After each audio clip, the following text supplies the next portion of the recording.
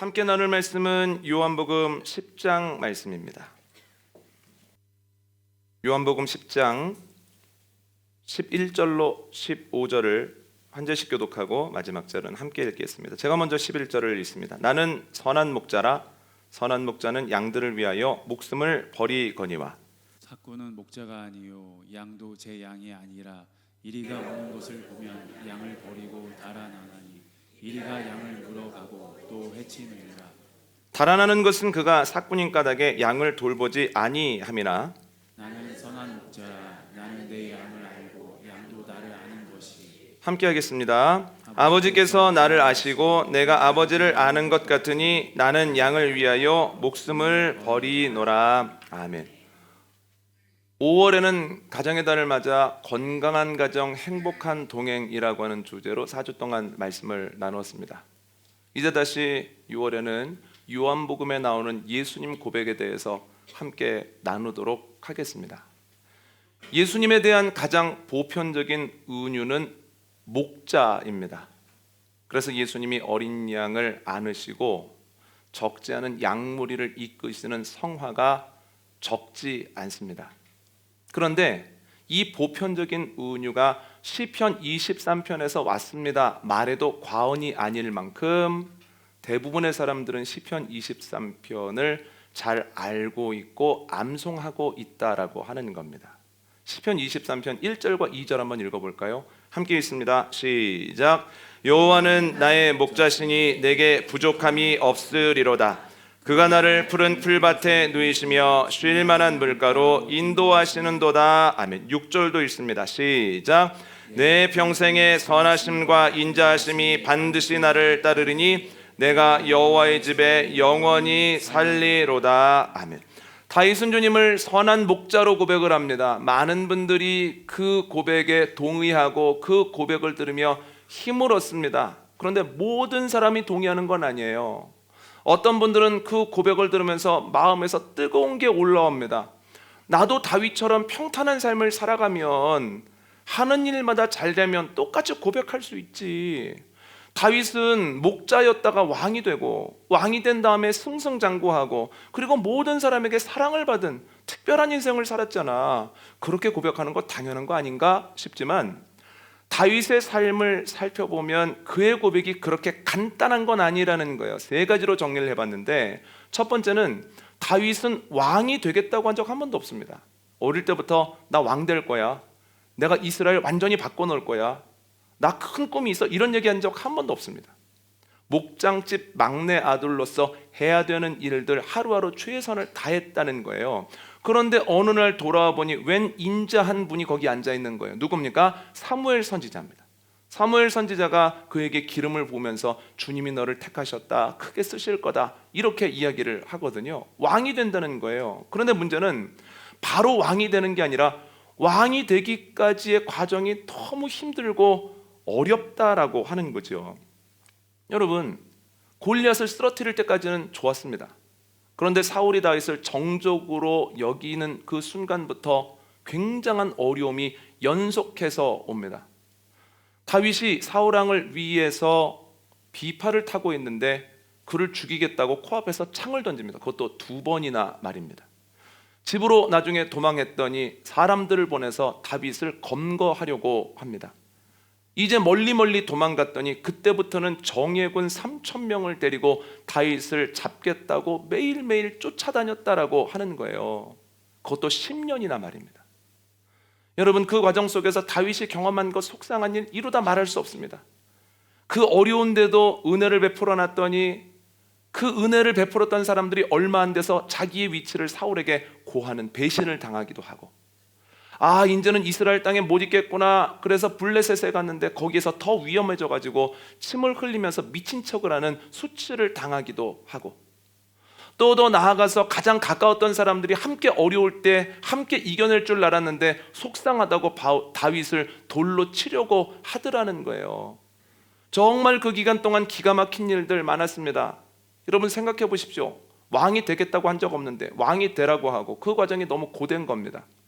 누군가 저에게 와서 목사님, 이 어려운 일들을 다 겪고 이스라엘의 왕이 되는 것이 좋을까요? 아니면은 그냥 사무엘 안 만나고 평안하게 목자로 사는 게 좋을까요? 저한테 물어보신다면 저는 주저없이 후자라고 얘기할 겁니다. 고생이 심해도 너무 심했다는 거예요. 두 번째는 그가 늘 승승장구한 건 아니에요. 다윗이 전쟁에 능했고 옆에 유능한 사람들이 있었기 때문에 전쟁 하기만 하면 이기는 거 아니야? 당연한 거 아닌가? 이렇게 생각하기가 쉽습니다만 여러분, 쉬운 전쟁이라는 건 없습니다. 여리고성에서 이겼던 사람들이 아이성에서 패배하지 않습니까? 그게 전쟁이고 그게 전투입니다. 고대에는 왕이 선봉에 서야 합니다. 위험에 노출되어 있습니다. 목숨을 매 전쟁마다 거는 겁니다. 그래서 사무엘하 21장 15절을 보면 다윗이 블레셋과 싸우다가 기력이 쇠하여 죽을 뻔한 경험도 있었다라고 하는 거예요. 전쟁 늘 어려웠죠. 그리고 나라 내부에도 문제가 끊임없이 있었습니다. 특별히 압살롬과 세바가 반란을 일으켰어요. 압살롬 때는 얼마나 위험했는지 살기 위해서 소수의 신하들만 데리고 궁을 버리고 도망갔다라고 하는 거예요. 말년에는 잘못된 선택을 했다가 사흘 동안에 7만 명의 이스라엘 사람들이 죽습니다. 그리고 내부적인 가족 문제도 만만치 않았다라고 하는 거예요. 여러분, 장남이었던 암논이 배다른 누이 다말을 마음에 들어합니다. 그래서 함정을 파고 험한 일을 했다는 거예요. 그 소식을 알고 나서 다말의 친오빠 압살롬이 여러 가지 준비하고 기다리다가 암논을 죽여버립니다. 참 다윗은 내부적으로 외부적으로 기가 막힌 일들 많이 겪었습니다. 누군가 저에게 목사님 다윗의 삶이 부러우십니까? 라고 물어보신다면 저는 주저하지 않고 아니요, 지금의 제 삶이 훨씬 행복합니다. 저는 만족합니다. 이렇게 대답할 거예요. 세 번째는 그가 모든 사람의 사랑을 받은 건 아니라는 거예요. 사울이 인간적으로 밉죠. 그런데 하나님이 세우셨다는 것 때문에 다윗이 굉장히 조심조심해서 그를 대합니다. 그래서 죽일 기회가 2번이나 있었는데, 그리고 옆에 있는 사람들이 이건 하나님이 주신 기회라고 하나님의 뜻이라고 사람들이 해석을 해도 결코 사울에게 해를 끼치지 않았다는 거예요. 옷자락만 자른 것 가지고도 마음에 죄책감이 들어 힘들어했다는 거예요. 그럼에도 불구하고 사람들이 다윗을 오해합니다. 사울왕이 블레셋과의 전투에서 아들들과 함께 전사합니다. 다윗과 상관이 없는 일이에요.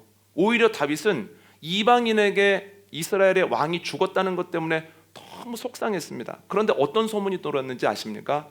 다윗이 관련되어 있다고, 다윗 때문에 사울왕 저렇게 됐다고 사람들이 비난하더라는 거예요. 이걸 극복해 보려고 많이 노력을 합니다. 살면서. 심지어 사울왕의 남긴 아들 무비보셋이라고 하는 친구에게는 얼마나 호의를 베푸는지 무비보셋이 이렇게까지 이야기를 합니다. 왕이시여, 죽은 개와 같은 저에게 왜 이런 큰 사랑을 베풀어 주십니까? 그 정도로 사랑을 베풀었거든요. 그런데도 사람들의 마음이 안 바뀝니다.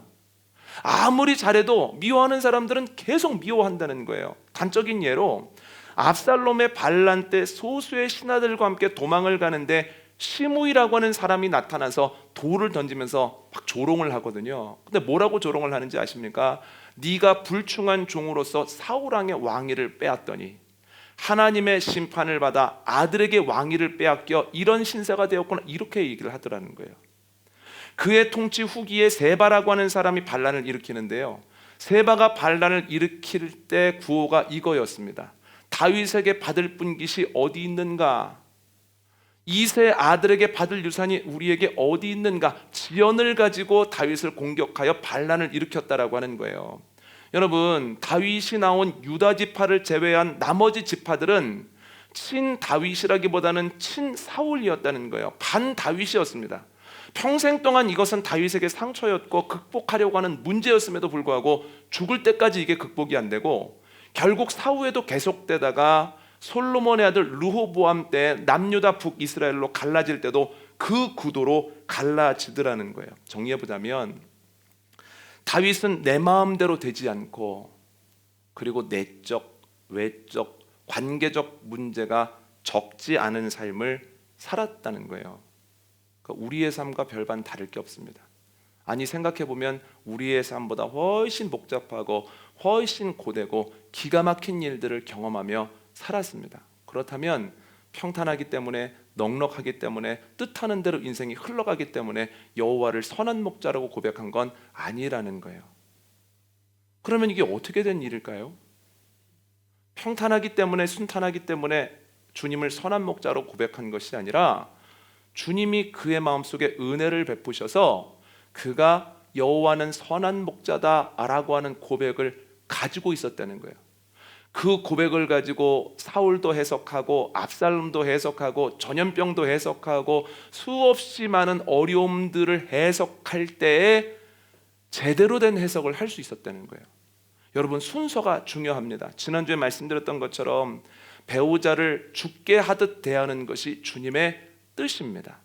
그런데 배우자가 그럴 만한 자격이 있어서가 아니라 주님의 명령이기 때문에, 주님께서 바라는 바, 우리가 행해야 되는 바이기 때문에 그렇게 노력하다 보면 예전에 문제였던 것들이 눈 녹듯이 사라지는 경우가 생기더라는 거예요. 죽게 하듯 해야지라고 하는 결단이 먼저라는 거예요. 그럴 만한 자격이 있으면 내가 죽게 하듯 할게, 이게 아니라는 거예요. 여러분, 사랑받을 자격이 있어서 사랑하는 것이 아니라 에릭 프롬이 이야기한 것처럼 사랑에 대한 의지를 가지고 노력할 때에 그 사람을 조금씩 더 사랑할 수 있게 되더라는 거예요. 여러분, 마찬가지입니다. 신앙적으로도 평안함이 우리에게 있고 넉넉함이 있어서 선한 목자라고 고백을 하는 것이 아니라 선한 목자라고 하는 고백을 가지고 많은 일들을 해석하고 그 문제와 싸워 나갈 때 중간 결산하고자 하는 유혹에서 벗어날 수가 있고 내 인격이나 능력으로는 이길 수 없는 문제들도 넘어서더라는 거예요. 그럼 어떻게 될까요? 넘어서는 경험들이 계속되다 보면 그래, 역시 주님은 선한 목자야 라고 하는 고백을 더 단단히 하게 될 수 있다라고 하는 거죠. 여러분이 저와 여러분에게 은혜 부어주시기를 원합니다. 여호와는 나의 선한 목자라고 하는 고백이 우리의 마음속에 확실히 심겨지기를 원합니다.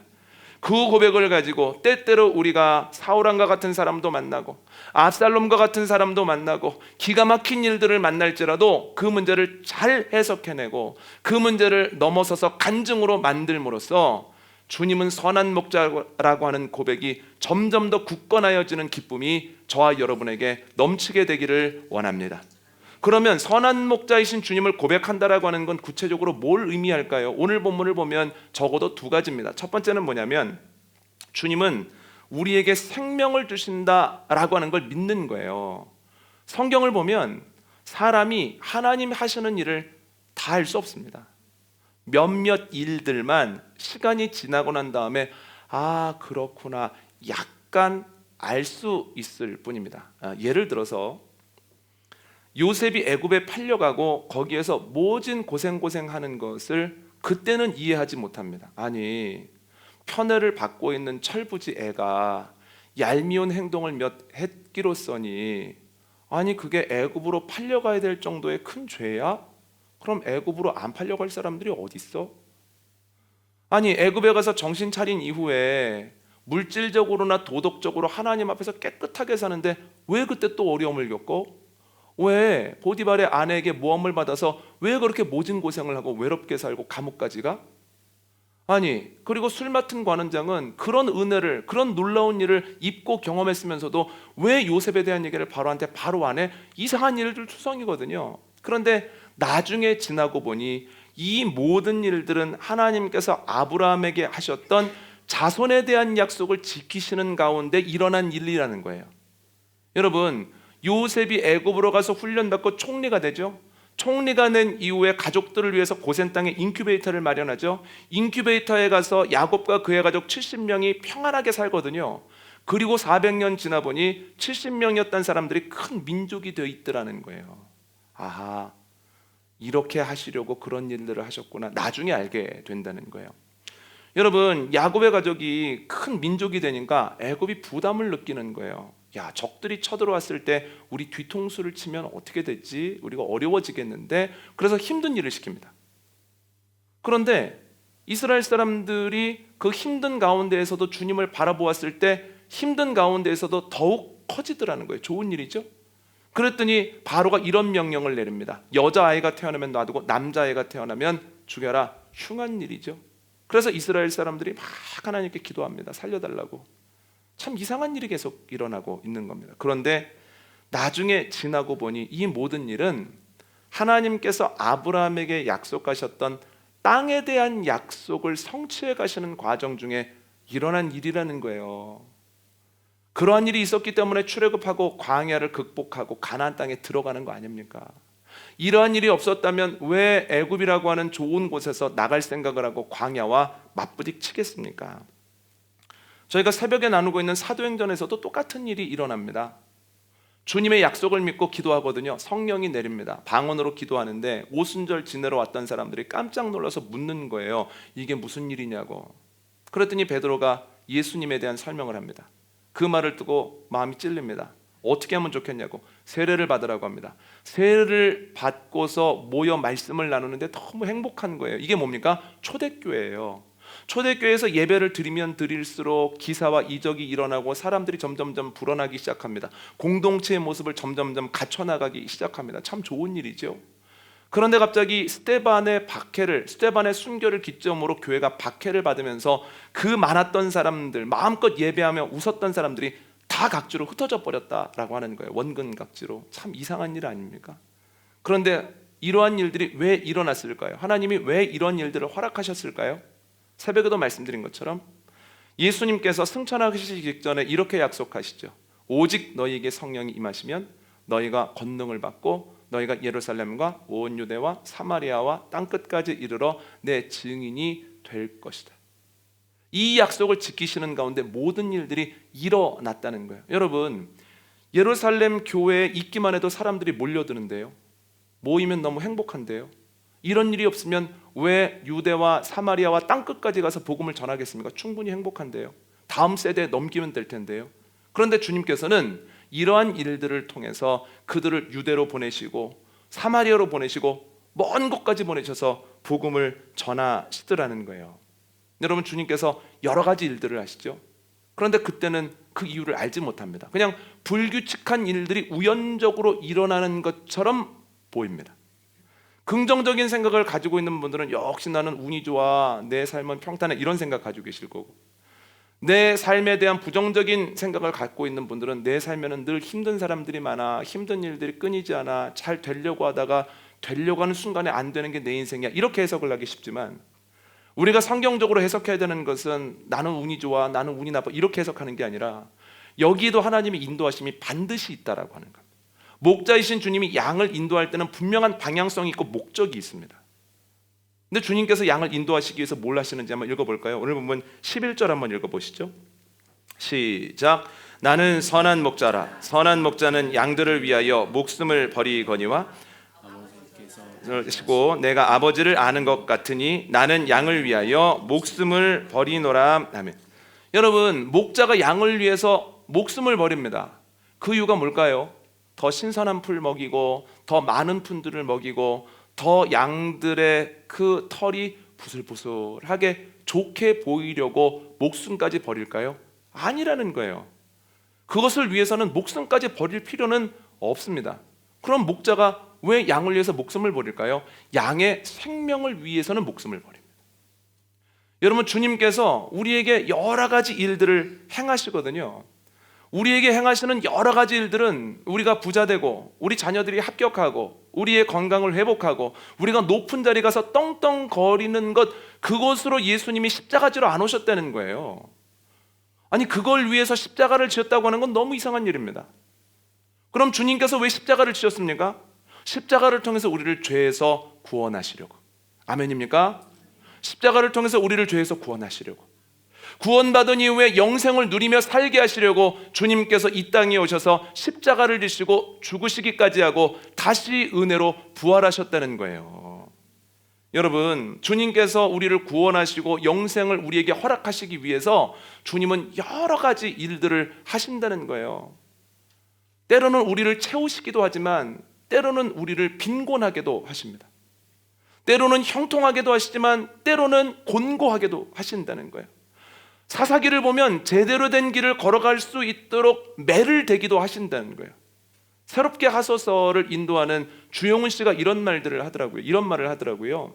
동료 연예인에게 복음을 전하면 갈게, 나중에 갈게, 조금만 기다려고 안 오는 친구들이 있고, 또 어떤 친구들은 복음을 무시하면서 반대 방향으로 힘껏 달려가는 친구들이 있다는 거예요. 그러면 그 친구들에게 농담으로 이런 얘기를 한다는 거예요. 걸어올 수 있을 때 걸어와, 조금만 맞고 돌아와, 이런다는 거예요. 이게 뭘 이야기하는 겁니까? 하나님께서 그를 구원하고 그에게 영생을 주시기 위해서 때로는 체벌도 하신다는 거예요. 주님이 하시는 일에는 분명한 방향성과 목적이 있다는 거예요. 여러분, 이것을 알지 못하면 이렇게 고백합니다. 뭐가 선한 하나님이야. 내가 원하는 것 하나도 안 해주시는데, 내가 기뻐하는 것 하나도 허락하지 않는데 뭐가 선한 하나님이야. 형통한 사람은 선한 하나님이겠지. 그러나 나한테는 가혹한 하나님이야, 나쁜 하나님이야. 이런 생각을 마음속으로 할 수밖에는 없다라고 하는 거죠. 그런데 여러분, 우리가 분명히 알아야 되는 것은 주님이 우리에게 주기를 원하시는 것은 생활을 위한 풍성함이 아닙니다. 영혼을 구원하시기 위한 여러 가지 일들이지요. 아, 우리를 구원하기 원하시는구나, 우리에게 영생 주기를 원하시는구나. 그래서 때로는 우리를 비우기도 하시고, 때로는 곤고하기도 하시고, 때로는 우리를 때리기도 하시는구나. 이 믿음을 가지고 주님을 바라보고 내 앞에 있는 일들을 해석하는 저와 여러분 되어주시기를 원합니다. 이것을 반복적으로 경험한 전도자의 고백을 볼까요? 전도서 7장 14절입니다. 함께 읽습니다. 시작. 형통한 날에는 기뻐하고 곤고한 날에는 되돌아보아라. 이 두 가지를 하나님이 병행하게 하사 사람이 그의 장래일을 능히 헤아려 알지 못하게 하셨느니라. 아멘. 왜 장래일을 모르게 하실까요? 주님만 의지하라고, 주님만 따라가라고, 나 혼자 갈 수 있고 설 수 있다는 착각으로 죄에 다시 빠지지 말라고 주님께서 때로는 형통하게, 때로는 곤고하게 하심으로 장래일을 안 알려주셨다라고 하는 거예요. 모든 사람이 다 경험합니다. 그런데 믿음의 사람들만 그걸 해석해내죠. 그 중에 하나가 다윗입니다. 시편 23편 1절과 2절 다시 한번 읽어볼까요? 함께 읽습니다. 시작. 여호와는 나의 목자시니 내게 부족함이 없으리로다. 그가 나를 푸른 풀밭에 누이시며 쉴 만한 물가로 인도하시는도다. 아멘. 목자가 양의 생명을 위하여 먹을 것을 주듯 쉴 자리를 주듯 주님께서는 우리를 푸른 풀밭으로 인도하십니다. 보호하시고 쉬게 하시고 먹을 것도 허락해 주신다는 거예요. 그런데 그것만 가지고는 생명을 얻을 수 없어서 쉴 만한 물가로도 인도하신다는 거예요. 쉴 만한 물가가 뭘까요?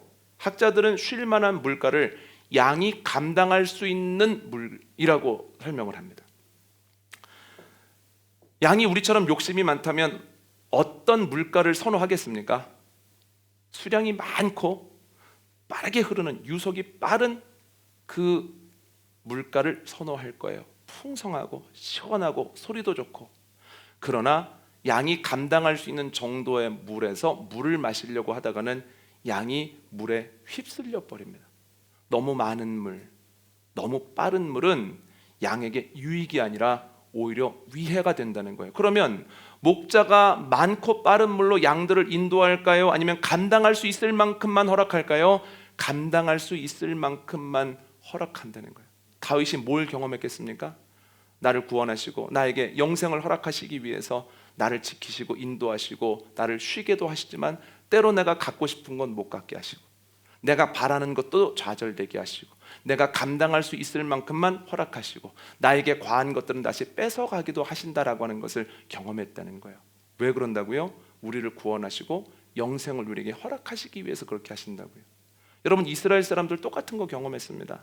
이스라엘 사람들이 출애굽을 하고 가나안으로 가는 중에 부족함이 없는 만나가 내리죠. 그런데 그 만나를 욕심껏 담아서 필요 이상의 것을 쟁여놓으면 반드시 거기에서 냄새나고 벌레가 생겼다는 거예요. 왜 그렇습니까? 쉴 만한 물가 이상은 안 허락해 주신다는 거예요. 여러분, 이것을 기억할 때 우리가 때때로 부족하고 때때로 아쉽고 때때로 인내의 순간을 지날지라도 불평하지 아니하고 그때를 잘 이겨나갈 수 있습니다. 주님께서 푸른 초장과 쉴만한 물가로 우리를 인도하십니다. 이 믿음 가지고 나아가는 저와 여러분 되어주시기를 원합니다. 두 번째로는 주님은 우리들의 약함을 아신다는 거예요. 오늘 보면 14절 15절 한번 읽어볼까요? 시작. 나는 선한 목자라. 나는 내 양을 알고 양도 나를 아는 것이 아버지께서 나를 아시고 내가 아버지를 아는 것 같으니 나는 양을 위하여 목숨을 버리노라. 아멘. 주님은 자신을 선한 목자에 비유하시면서 아버지가 나를 아시는 것처럼 나도 양인 너희들을 잘 안다라고 얘기를 하십니다. 양을 잘 안다라고 하는 것이 뭘까요? 주일마다 쌍둥이들이 오면 쌍둥이들 누가 누군지 구분하는 걸 하는데 오늘 예배 전에 잘 맞췄습니다. 그런데 그 정도 가지고는 안다고 할 수 없는 거예요. 구분하는 건 당연한 겁니다. 부모로서, 목자로서. 그럼 뭐라는 겁니까? 다른 사람들은 모르는데 두 아이가 비슷하게 보여도 완전히 다른 부분이 있다라고 하는 걸 아는 게 아는 겁니다. 비슷해 보이는 양들의 이름을 구분할 수 있다는 게 아는 게 아니고 다 비슷해 보이지만 그 양들의 형질을 안다라고 하는 것이 아는 겁니다. 양들의 특성은 어떻게 되는지, 어떤 부분이 약한지, 어떻게 인도해야 되는지, 뭘 먹여야 되는지, 어려워질 때는 어떻게 되는지를 아는 것. 그게 목자가 안다고 말할 수 있는 거예요. 그래서 목자가 양들의 형질을 아는 것처럼 주님께서는 우리를 아시죠. 다윗이 시편을 통해서 고백합니다. 내 형질이 형성되기도 전에 주님께서 나를 아셨다. 바울이 고백합니다. 내가 모태로부터 주님께 택정을 받았다. 이게 뭡니까? 주님만큼 나를 잘 아시는 분은 없다는 그 형질을 아시죠. 두 번째는 뭐냐면 주님께서는 나의 약함을 아신다는 거예요. 평소랑 조금 다른데 양들이 걸음걸이가 조금 시원치 않은데 어딘가 부자연스러운데 눈빛이 흐려졌는데 먹는 게 예전 같지 않은데 평소보다 물을 더 많이 마시려고 하는데 다른 사람들은 모르는데 목자는 보면서 지금의 약함을 알죠. 주님께서도 우리의 지금의 상태를, 약함을 가장 잘 알고 계십니다. 이게 왜 중요하냐면 다윗이 고백했던 것처럼 목자이신 주님께서 푸른 풀밭과 쉴만한 물가로 인도하시는데 그 인도하는 과정 중에 분명히 우리에게 필요한 것은 이동입니다. 왜냐하면 다윗이 시를 쓸 때에도 예수님이 비유로 자신을 설명할 때에도 방목이었거든요. 그러니까 방목하는 양들이 이동을 계속해야 되는 거예요. 지금으로 말하면 노동입니다. 그 이동의 과정이 쉽지 않습니다. 생명을 얻는 과정이 결코 만만하지 않습니다. 그런데 그럼에도 불구하고 우리가 걱정할 필요가 없는 것은 우리의 형질을 아시는 목자이신 주님께서 우리에게 맞는 방법으로 인도하신다는 거예요. 여러분, 주님께서 우리를 아시기 때문에 우리에게 맞는 각자의 방법으로 우리를 인도해 주십니다. 더 감사한 것은 우리의 약함을 아시기 때문에 우리가 감당할 수 없는 것까지는 허락하지 않으신다는 거예요. 이제는 끝이구나, 안 되겠구나, 못 버텨 할 때 주님께서 독수리가 날개로 그 새끼들을 덮는 것처럼 우리를 덮어주신다는 거예요. 우리 힘으로 갈 수 없을 때는 우리를 안아서 이동시키신다는 거예요. 우리를 업어서라도 그 길을 가게 하신다는 거예요. 우리의 형질을 아시는 주님이 우리에게 맞는 방법으로 일하시고 우리의 약함을 아시는 주님께서 연약할 때 우리에게 더 힘주시고 더 큰 은혜를 허락하여 주시니 나를 아시는 주님을 믿는 가운데에서 지금의 어려움들을 해석하고 결국은 이겨나가는 역사가 저와 여러분에게 넘치게 되어지기를 원합니다. 이에 대한 바울의 고백이 있습니다. 고린도전서 10장 13절을 읽으면서 오늘 말씀을 마치겠습니다. 함께 읽습니다. 시작. 사람이 감당할 시험 밖에는 너희가 당한 것이 없나니 하나님은 미쁘사 너희가 감당하지 못할 시험 당함을 허락하지 아니하시고 시험 당할 즈음에 또한 피할 길을 내사 너희로 능히 감당하게 하시느니라. 아멘. 오늘 말씀 정리합니다. 선한 목자에 대한 고백이 먼저입니다. 그 고백을 가지고 사울왕도 보고 압살롬도 보고 전염병도 보고 어려운 일과 약함을 볼 때에 중간결산하고자 하는 유혹을 이기고 결국 문제 넘어섭니다. 선한 목자이신 주님을 고백한다고 하는 것 두 가지 믿는 겁니다. 첫 번째는 주님이 우리를 인도하시는 방향과 목적은 우리의 구원과 우리의 영생입니다. 그래서 때로 궁핍하고 때로 어렵고 때로 속상하고 때로 매로 때리기도 하시지만 결국은 구원해 내십니다. 결국은 영생을 주십니다. 두 번째는 주님께서 우리의 약함을 아신다는 거예요. 형질을 아시기 때문에 우리에게 가장 맞는 방법으로 인도하시고 또한 우리의 지금의 약함을 아시기 때문에 약할 때 감당할 수 있을 만큼만 우리에게 일을 맡기신다는 거예요. 선한 목자이신 주님 바라보고 한 주간을 멋있게 살아가는 저와 여러분 되어주시기를 원합니다.